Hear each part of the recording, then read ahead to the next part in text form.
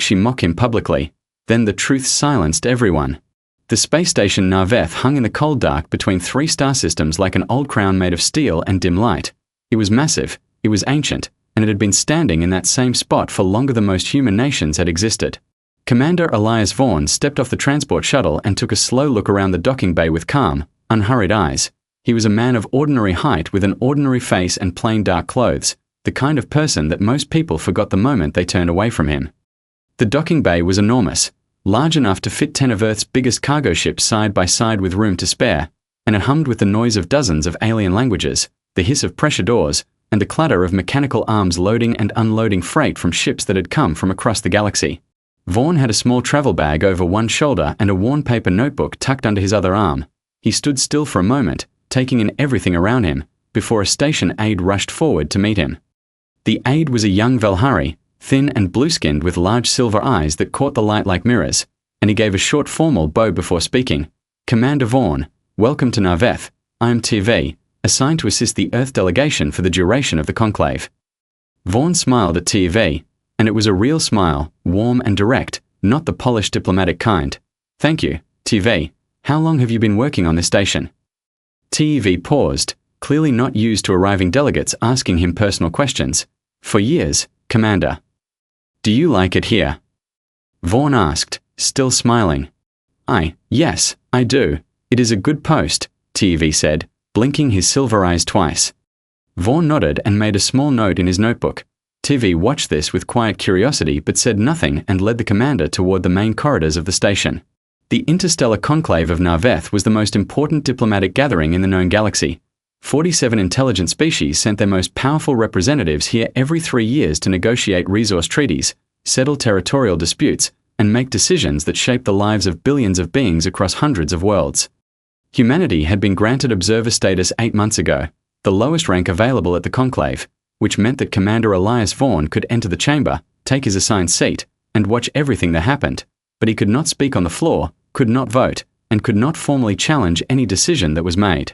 It was, in the quiet language of galactic diplomacy, the seat given to species that were tolerated rather than respected, the seat that said, politely and firmly, that humanity was not yet worth taking seriously. The main chamber of the conclave was circular and rose 6 full stories from floor to ceiling. Its walls curved inward overhead like the inside of a great shell, and it was lined with rows of curved desks arranged in wide rings spreading outward from the center podium. The inner rings belonged to the most powerful species, the ones with deep space fleets, with resource colonies on dozens of worlds, with centuries of political experience and the full weight of history behind every word they spoke, and the outer rings held everyone else in descending order of importance.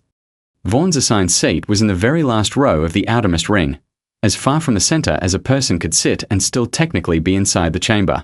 He found it without any complaint, settled into the seat, opened his notebook to a fresh page, and began to write. The chamber filled steadily over the next hour. Delegates of every shape, size, and color arrived and took their places, greeting one another in quiet voices, exchanging data tablets, sharing knowing looks with old political allies, and almost none of them paid the human in the outer ring even a single glance. Almost none. High Envoy Sareth Vane of the Velocian Empire entered the chamber the way a storm arrives. You felt the shift in the air before you actually saw the cause of it. She was tall, even by the standards of her own species. Her skin was a deep silver-violet color, her eyes were pale gold like the edge of a dying star, and she moved through the chamber with the unhurried ease of someone who had never once in her life doubted that every room she entered belonged to her. The Velocian Empire controlled 11 star systems and had been the dominant force in conclave politics for over 3 centuries. Sareth Vane had personally negotiated 42 major treaties, had ended 2 interstellar wars through pure political skill, and was broadly considered to be the sharpest and most dangerous mind present at any table she chose to sit at. She crossed the chamber floor and took her seat at the innermost ring, pausing along the way to exchange a few quiet words with 2 other senior delegates, and then, just as she was settling in, her pale gold eyes swept across the room in a long practice sweep. They landed on Elias Vaughn. She stared at him for a moment, this plain and quiet human sitting alone in the outer ring, writing in a small paper notebook with a plain pen, and something moved through her expression like a cloud crossing a clear sky. It started as simple curiosity, then shifted into amusement, and then sharpened into the kind of amusement that has an edge to it, the kind that wants an audience. She did not bother to lower her voice. She raised it instead, just slightly, just enough that the delegates seated near her could hear every single word. "Is the human writing things down?" she said. Her tone was bright and theatrical, like someone pointing out a child who had done something unintentionally amusing. "By hand? On paper?" The laughter started near her and spread outward through the chamber. Different species laughed in different ways. The Dreth clicked low in their throats, the Eurelians let out short, sharp whistles, the Mavari shook their wide heads with broad grins, but the meaning behind all of it was exactly the same. The human was behind. The human was small. The human did not belong in this room. Vaughn looked up from his notebook. He looked straight at Sareth Vane, and the two of them held eye contact across the full width of the chamber for one long quiet moment. Then he gave her a single slow nod, polite, unbothered, the kind of nod a person gives when they have already decided something is not worth a reaction, and he looked back down at his notebook and kept writing. This made several of them laugh harder. The calmness of it seemed to be funnier to them than anger would have been, and Sareth Vane turned away with a thin smile, already moving on to things she considered more worth her attention. Near the chamber entrance, TV stood with the other junior aides and watched all of it unfold. And TV noticed something that none of the laughing delegates had thought to notice. The human's hand had never stopped moving. Not when the laughter started, not when it spread, not when it filled the entire chamber from the inner ring all the way to the outer walls. He had simply kept writing, steady and quiet and completely, utterly calm, as though the laughter were just another piece of information he had chosen to record. TV stared at the small notebook from across the room and felt something strange and hard to name settle quietly in his chest. A sense, quiet but insistent, that the people laughing in this room had just made a mistake they did not yet know how to measure.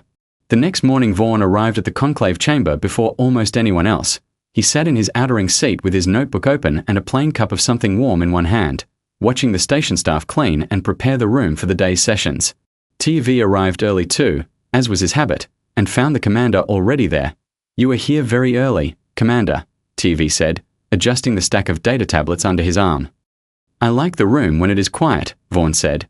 "It shows you what it actually looks like before everyone arrives and changes it."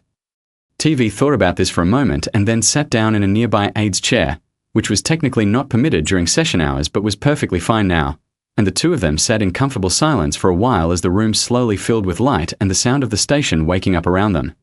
The first 3 days of the conclave were given to what was called the preliminary round, a long and often slow series of procedural motions, formal greetings between senior delegates, and the official recording of each species' stated interests before the real negotiations began. For most delegates this was a time to be seen and to see, to shake the right hands, or claws, or tendrils, to be photographed with important allies and to be very deliberately absent from photographs with others. For Vaughn it was something else entirely. He moved through the social corridors and dining halls of the station during the breaks between sessions, always with his notebook, always with the same quiet expression, and he talked to people. Not the senior delegates, not the powerful ones with large staffs and full schedules and the permanent air of people who are always needed somewhere else. He talked to the others. He talked to Maravel, the junior trade representative from Ascend Collective, a small and quiet species with no military strength and minimal resource holdings whose home system sat inconveniently close to contested space. He spent 40 minutes asking her about Sen agriculture and the way her people measured seasons on a planet with 2 suns. He talked to Old Grath of the Heaven Compact, a slow-moving, stone-colored creature who had attended 12 consecutive conclaves and been passed over and overlooked at every single one of them, and he asked Grath which session he remembered most clearly and why. He talked to young Lissaven of the Orith Federation. She was attending her first conclave and was visibly overwhelmed by the size and the noise and the speed of everything around her. And Vaughn told her that the first time he had walked into a room where everyone seemed to know something he did not, he had simply found the person who looked the least comfortable and introduced himself. "Did it work?" Lissaven asked. "You are talking to me right now, are you not?" Vaughn said, and she laughed, a surprised and completely genuine sound that made 2 nearby delegates look over in mild curiosity. He wrote in his notebook during and after every conversation, small, quick notes in plain clear letters, and when people asked him what he was writing he always gave the same simple answer, just things worth remembering. Meanwhile, on the other side of the station's social world, Sareth Vane was doing what she had done at every conclave for the past 30 years. She was building, checking, and reinforcing her political structure with a precise and careful focus of an engineer maintaining a critical bridge. She held private meetings in the mornings, formal dinners in the evenings, and spent the hours in between moving through the corridors with her 2 senior aides trailing just behind her, speaking in the low and measured tones of someone who never said a single word without knowing in advance exactly what it was supposed to accomplish.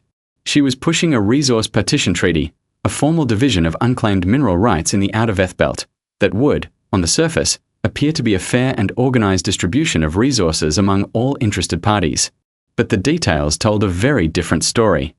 The partition was structured in a way that gave the largest and most militarily powerful species access to the richest and most accessible deposits while assigning the minor species, the ones with no warships, no armies, no political leverage of any kind, to sectors that were either nearly empty or so geologically unstable that mining them would cost far more than any of them could reasonably earn back. It was not a crime. Nothing in galactic law required a treaty to be genuinely fair, but it was the kind of move that only worked if the minor species either did not understand what was actually being done to them, or did not believe they had any real way to fight it. Sareth Vane had the votes, she had counted them twice, and she was not worried. She had, however, started to notice something small and slightly irritating at the edge of her otherwise clear political picture. A Dreth trade negotiator named Chorith, a serious and detail-focused creature who rarely said anything at social events that was not directly related to trade figures, had approached her at dinner on the second evening with a question that had an odd quality to it. "Hi, Envoy," Chorith said carefully. "Are you aware that the Earth Observer predicted the outcome of the closed session this afternoon, including the Eurelian counteroffer figure, before the session even began?" Sareth Vane looked at him with her pale gold eyes. "He did what?" "He said it to his station aide this morning," Chorith said. "I happened to be standing nearby in the corridor. The figure he gave was accurate to within 2 units. Sareth Vane was quiet for a moment. Then she made a sound that was almost a laugh. "He made a lucky guess," she said, and turned back to her dinner. But Chorith did not look entirely satisfied with this answer, and she noticed that too. On the third day, a Eurelian security officer named Preth stopped TEV in a corridor and asked him something in a low and careful voice. TEV mentioned it to Vaughn later that afternoon. "He wanted to know how you knew the layout of the station's eastern wing," TEV said. "What did you tell him?" Vaughn asked. "I told him you walked through it once on the first day," TEV said. Vaughn nodded.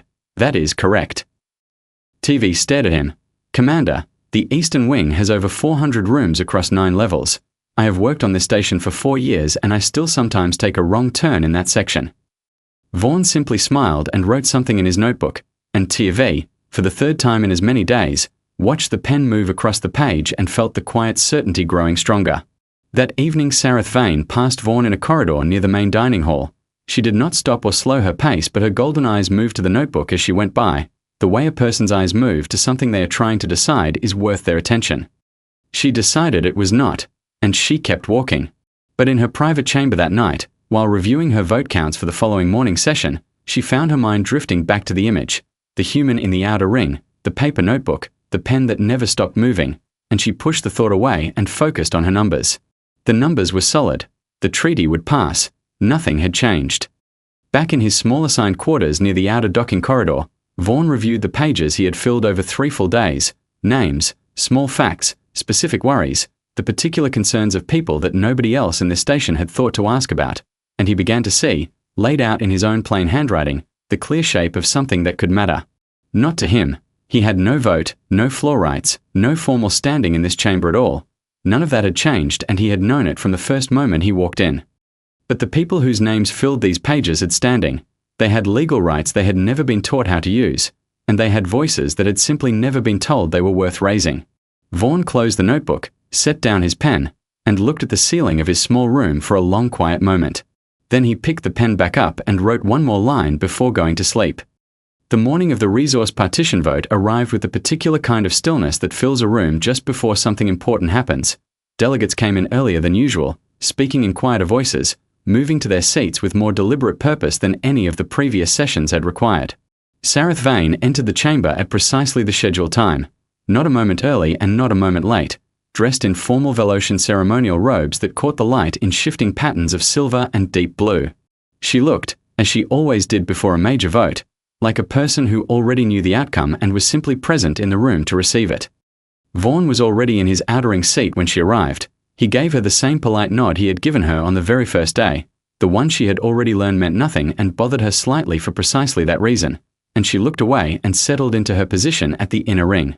The chamber filled and the session was called to order by the conclave's senior moderator, a a tall and ancient Mavari named Jiven who had presided over conclave sessions for longer than some of the younger species in the room had been traveling between stars. Jiven announced the formal agenda in a slow, resonant voice.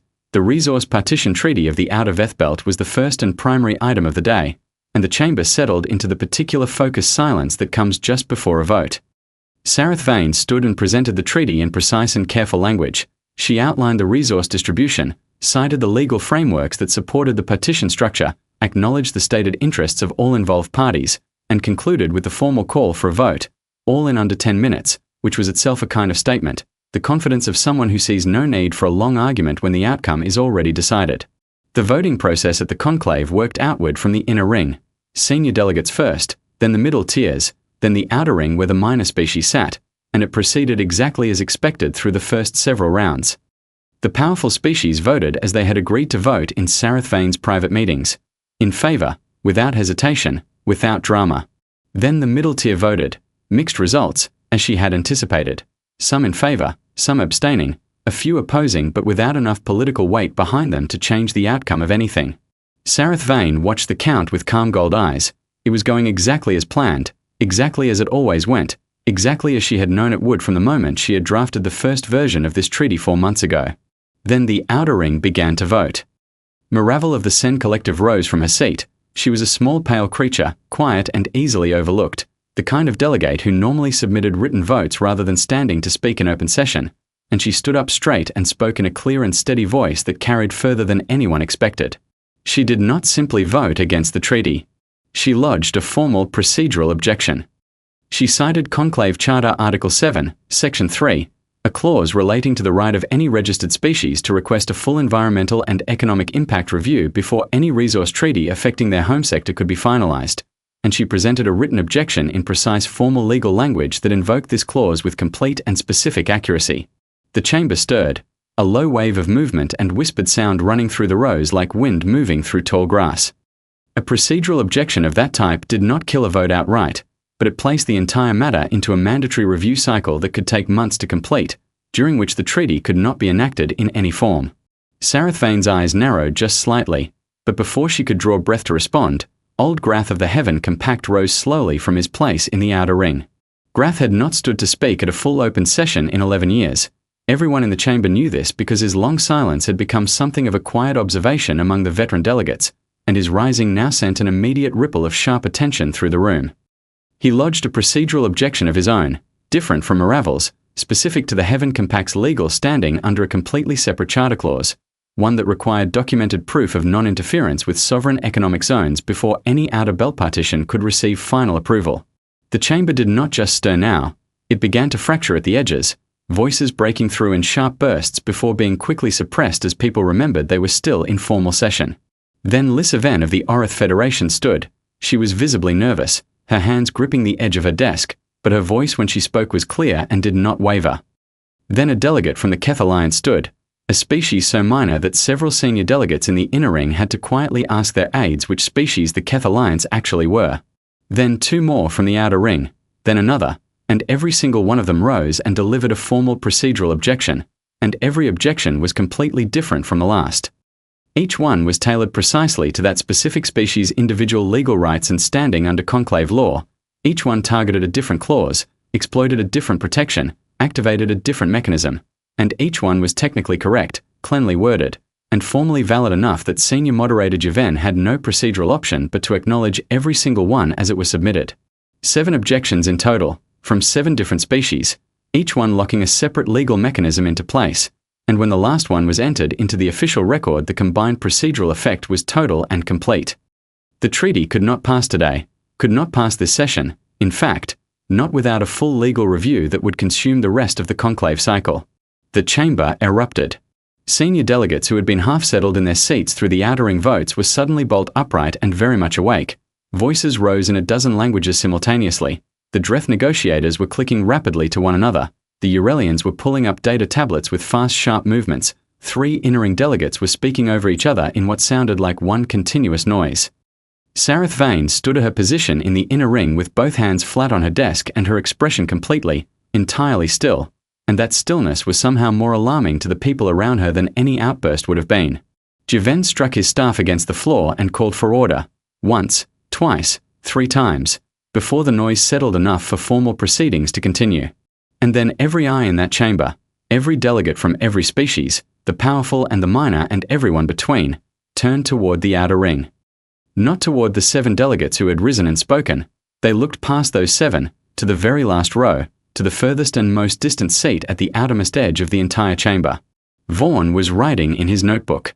He looked up once, slowly and without any hurry, and he took in the full weight of the room's attention resting on him from every direction. Then he looked back down at his notebook and kept writing. Sareth Vane stared at him from across the full width of the chamber, and for the first time in a very long time, her pale gold eyes held something that was not calculation and not amusement and not the smooth, controlled certainty that had defined every moment of her political career. It was something closer to the expression a person gets when they realize they have been looking at a map upside down for a very long time and have only just now, in this exact moment, turned it the right way. Jiven called a temporary recess and the chamber began to empty for a short break. Delegates clustered in urgent buzzing groups throughout the room and in the corridors outside, voices tight and fast, everyone speaking and almost no one listening. Near the entrance, young TV stood with his data tablets pressed against his chest and watched Commander Vaughn gather his things and rise calmly from his outer ring seat. And the feeling TV had carried since the very first day, quiet and persistent and hard to fully name, came back now stronger and clearer than it had ever been, like something that had always been true finally becoming fully visible in the light. The human had not said a single word on the chamber floor today, had not voted, had not objected, had not formally participated in any part of what had just happened. But 7 voices had spoken where there had only ever been silence before, and somehow, in 3 days, with a paper notebook and a plain pen, every single one of them had known exactly what to say. Sareth Vane did not go to the social corridors during the recess. She went to one of the conclave's private meeting rooms, small, grey-walled, and deliberately plain, the kind of room designed to have no political symbolism in its furniture or its light, and she told her 2 senior aides to wait outside and to make sure nobody else came in. Then she sent a message to Commander Elias Vaughn through TV, asking him to come. She did not phrase it as a request. Vaughn arrived without hurrying. He knocked twice on the open door, which was a human custom that Sareth Vane found briefly strange, since the door was already standing open, and stepped inside with his notebook under his arm and the same untroubled expression he had worn in the chamber every day since he arrived. Sareth Vane stood at the far end of the small room with her arms crossed. She was still in her formal ceremonial robes and she still had the bearing of the most powerful person in any room she occupied, but something in her posture was different from how she had looked standing at the inner ring podium. She looked like a person who was trying very hard to understand something and did not particularly enjoy the unfamiliar feeling of not being able to. "Was that you?" she said, not loudly, not with the theatrical brightness she had used in the chamber on the first day, but in a flat and direct voice that made it clear she was entirely done performing. "Was what me?" Vaughn said, and he settled into a chair across from her without waiting to be invited to sit, which she also noticed. 7 outering species, 7 separate procedural objections, each one precisely correct in its legal language, each one targeting a different clause of conclave charter law, she said. Minor species who have never once in their entire conclave membership used procedural objection for anything. Species whose names most senior delegates cannot recall without checking a reference list. And they each stood up and delivered objections so technically complete that Jiven had no choice but to enter every single one of them into the official record. "Was that you?" Vaughn looked at her steadily. "I did not file any objections," he said. "I have no floor rights. Observer status does not permit it." "That is not what I asked," she said. Vaughn was quiet for a moment, just a moment, and then he said, "I had some conversations." Sareth Vane stared at him. "You had some conversations," she repeated, very slowly, in the measured tone of someone making absolutely certain they have heard a set of words correctly before they respond to them. "Yes," Vaughn said. "I talked to people. I listened to what they were worried about, and I explained some things about conclave charter law that they may not have been fully aware of, things that were already their rights, that already existed in the documents their species signed when they first joined the conclave. I did not give them anything that was not already completely and entirely theirs." Sareth Vane was quiet for several seconds, and it was the kind of quiet that is not empty at all but absolutely full of very fast thinking. "You did all of that in 3 days, she said finally, with a paper notebook. "The notebook helps me remember details," Vaughn said. "Names, specific concerns, the particular words that matter to different people in different situations. It is much easier to listen well when you write things down. You are not what I thought you were, Sareth Vane said, and it came out sounding less like a compliment and more like something she was working out for herself, out loud, in real time. Most people who are laughed at are not what the people doing the laughing thought they were, Vaughan said, and there was no sharpness in it, no edge, no attempt to wound. It was just a plain and simple statement, offered the way a person states a fact they have known for a long time. Sareth Vane sat down across from him, and this was notable because she almost never sat during a conversation she was trying to control, and she looked at him with a careful and measuring expression, as though she was revising a calculation and needed to be sure the new numbers were right before she accepted them. "What are you people?" she said, not with contempt, not with amusement, not with anything except the plain tone of someone asking a genuine question they had genuinely not thought to ask before. Vaughan thought about this for a moment, and then he said, "We are a species that spent a very long time hurting each other, and because of that we became deeply interested in understanding why it happens, why certain people get ignored, why certain voices go unheard, what makes one group of people decide that another group of people does not matter as much as they do." He set his notebook on the table between them and opened it to a page near the middle.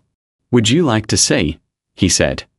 Sareth Vane looked at the open page. It was covered in small neat handwriting, names and notes and small details written in clear plain rows, and near the top of one column she saw two words that stopped her completely. Her own name, and next to it, in neat plain letters, the name of one of her own junior aides, a young Velocian named Rath who had been assigned to her diplomatic staff 3 months ago and who she had not thought about in any specific way since the day the assignment was processed, and next to Rath's name, a small note. Asterisk wants to study hydroengineering, afraid to ask for reassignment asterisk. Sareth Vane looked up from the page. "How do you know that?" she said, and this time there was something new in her voice, something quieter and less defended than anything she had allowed herself to sound like since she was a very young delegate learning her first treaty. "I asked Rath how they were finding life on the station," Vaughan said. "On the second day, in the eastern corridor near the technical library, they mentioned it in the way people mention things they do not actually expect anyone to hear or remember." Sareth Vane said nothing. "You have 7 junior staff members on this mission," Vaughan said. "I know the name of every one of them. I know one small true thing about each of them that they told me themselves, because I asked and then I actually paid attention to the answer." He paused, and then he said the thing that landed in that small grey room the way a stone drops into perfectly still water. "You laughed at the paper and the pen, but you never once asked why a species that had already crossed the stars still carries them." Sareth Vane sat very still. "We carry them because every person is worth remembering," Vaughan said. "Every conversation is worth having. Every small and overlooked detail about another living being matters. We learned this the hard way, over a very long and very painful history that we have spent a great deal of effort studying so we would not repeat it, and that lesson traveled with us when we came out here into the galaxy." The room was completely quiet around them both. "The 7 delegates who stood today were not doing me a favor," Vaughan said. "They were protecting themselves, using rights they already had, and they were able to do it because for 3 days someone sat with them and told them plainly that what they needed mattered and that they had every right in the world to need it." He closed the notebook. "That is what we are," he said. "We are the species that sits with people. We have always been the species that sits with people, and we will keep being that species no matter how far from home we travel." The silence after he stopped speaking was long and complete. Sareth Vane looked at the closed notebook on the table between them. Then she looked at the plain and unremarkable face of the man sitting across from her, the man she had laughed at in front of 47 species, and she felt something shift inside her chest that she could not immediately name and did not try to. She stood after a long moment and walked to the door, and just before she stepped out she stopped with her back still toward him. "The assembly tomorrow morning," she said. "Be in your seat early." Then she walked out, and Vaughan sat alone in the small grey room for a quiet moment before he opened his notebook again and added one more line to the page. That evening the station felt different. Not in any way that showed up on the environmental monitors or in any official record. The temperature and the air pressure and the corridor lighting were exactly what they always were. But something had shifted in the atmosphere of Narveth the way a season shifts, not all at once but suddenly and completely noticeable the moment you looked up and paid attention. Delegates who had not spoken to the outering species at any point in the 3 days since arrival were now finding small reasons to pass through the corridors where those species gathered for their evening meals. Some stopped and nodded, some made brief introductions. One inner-ring delegate sat down at a minor species table and stayed there for the better part of an hour. Chorith, the Dreth trade negotiator, spent a full hour in quiet focused conversation with Maravel of the Sen Collective, and left the dining hall looking genuinely thoughtful in a way his colleagues said they had not seen from him in years. Nobody was entirely sure how to talk about what had happened yet, but everybody in that station could feel that something had changed, and they could all feel without being told that it was connected in some way to the quiet human who still sat in the outer ring every session with a worn notebook and a plain pen and a way of looking at people that made them feel, without quite understanding why, that he was actually seeing them. The following morning Sareth Vane requested an emergency full assembly. The conclave chamber filled quickly with the charged and crackling energy of a room packed with political experts who know that something unexpected is about to happen but cannot yet determine what it is. Delegates leaned toward their neighbors in low urgent conversation, aides checked data tablets with fast sharp movements, and the senior moderator Javen sat at the center podium with his ancient Mavari face showing absolutely no expression at all. Vaughn arrived early, as he always did, and took his seat in the outer ring. Tivy sat nearby in the aide position and quietly watched the room fill with the same wide silver eyes he had used to watch it every morning for 4 years, but seeing it today in a way that felt entirely new. Sareth Vane walked to the center podium. No aide at her side today, no data tablet in her hand, no prepared document laid out in front of her to read from, just herself, standing at the exact center of the chamber where she had stood and presided and maneuvered for 30 years. She looked around the room slowly, taking in every face, every species, the inner rings and the middle tiers and the long curved outer row, and when she spoke her voice was clear and carried easily to every corner of the chamber without any amplification. "I am withdrawing the Outer Veth Belt Resource Partition Treaty," she said. The room absorbed this in a single beat of absolute and total silence. Then it erupted, voices in every language, creatures half rising from their seats, senior delegates turning to their neighbors with expressions that ranged from outright shock to open confusion to the rapid and visible recalculation of political people who were very quickly updating their understanding of a situation. Sareth Vane waited. She did not move, did not raise a hand for quiet, did not signal her aides. She simply stood at the center podium and let the reaction run its full course, and after a long wave of noise the chamber settled enough for her to continue. "I am withdrawing it, and I am replacing it with a proposal for a full and genuinely equitable review of all Outer Belt resource rights, to be conducted with the real and equal participation of every species holding conclave membership, including every species in the outer ring," she said. "Every species, regardless of military standing, economic strength, or how many sessions they have been attending this chamber." More noise, but different now, some of it disbelieving, some of it cautious, some of it carrying the particular bright sound of genuine surprise from people who had stopped expecting to be surprised. "I am also making a formal motion," Sareth Vane continued, waiting for the chamber to settle once more, "under Article 2, Section 1 of the Conclave Founding Charter, the clause which states that full membership shall be granted to any species that demonstrates a fundamental and working understanding of the Conclave's core and founding purpose, the protection and fair representation of all species, not only the ones with the most power behind them." She paused, and the chamber was quiet now, fully and completely and utterly quiet, the kind of quiet that only comes when a room full of very intelligent beings all arrive at exactly the same realization at exactly the same moment. "I am formally nominating humanity for full voting membership in the Interstellar Conclave of Narveth," she said, and she delivered it in a flat and certain voice, the voice of a person who has made a decision with her whole mind and means every word of it completely. The silence held for 3 full seconds after her last word. Then Maravel of the Sen Collective stood, small and pale and clear-voiced, and seconded the motion without ceremony or speech, simply stood and stated her agreement and sat back down. Then Old Grath of the Heaven Compact stood, slowly, as he always did everything, and added his second in his low and steady voice. Then Lissaven of the Orith Federation, then the delegate from the Keth Alliance, then 3 voices from the middle tiers, then 2 from the inner ring, and then, in a moment that no political analyst present had any previous experience or existing model to explain, the seconds came from all directions at once, overlapping and uncoordinated and completely unrehearsed, rising from the outer ring and the middle tiers and the inner circle all together in a way that sounded less like a vote, and more like a room full of people saying something they had all been thinking and had only now found permission to say out loud. Javen called the formal vote and the result was unanimous. All 47 species, every single member of the Interstellar Conclave of Narveth, voted to grant humanity full voting membership. Javen announced the result in his slow and resonant voice and struck his ancient ceremonial staff against the chamber floor 3 times, the traditional signal reserved only for decisions of historic significance, and the sound rang out through the chamber and then faded into a silence that felt nothing at all like the silence before. This silence felt like open space after something important has finally and correctly been said, clean and wide and full of the particular kind of possibility that only exists after something real has changed. Sareth Vane stepped back from the center podium and stood still for a moment, and then she walked. She walked through the chamber as it slowly filled with conversation and movement around her, delegates rising, turning to one another, voices climbing into the warm, excited register of people who know they are going to be telling this story for a long time, and she crossed the full width of the chamber floor without stopping until she reached the outermost row. She stopped at Vaughn's seat. He looked up at her, the same calm face, the same steady and unhurried eyes. She did not apologize. No words were offered and no explanation was given. She simply reached into the front of her ceremonial robe and drew out a long, slender pen. It was ancient Velocian craftsmanship, deep blue metal etched with a fine pattern worn nearly smooth from long and constant use, the kind of object that had passed through many hands over many years and quietly carried all of that with it in the weight and feel of it. She set it on his desk. Then she turned and walked away without looking back. Vaughn looked at the pen for a long moment.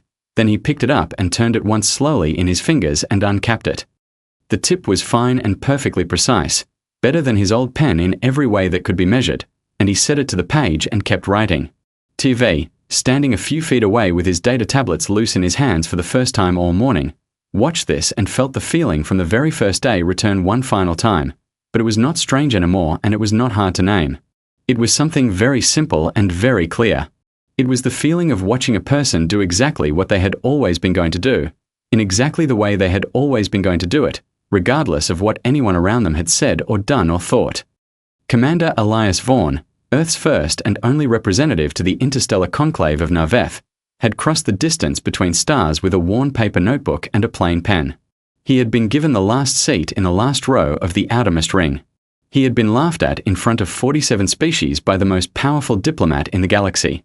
And then he had changed everything, not with a weapon, not with a warship, not with money or threats or centuries of political experience, but by doing the one thing that turned out to be rarer in all the wide and ancient galaxy than faster-than-light travel or the colonization of new worlds. He had paid attention. He had listened. He had remembered. TV looked at the open notebook one final time, and from where he was standing now he could just make out the last line written on the page, the new ink still slightly dark against the paper, written in the clean and unhurried hand of a man who had never once stopped believing it was true. It said this: Asterisk, they were always going to be okay. They just needed someone to sit with them, asterisk.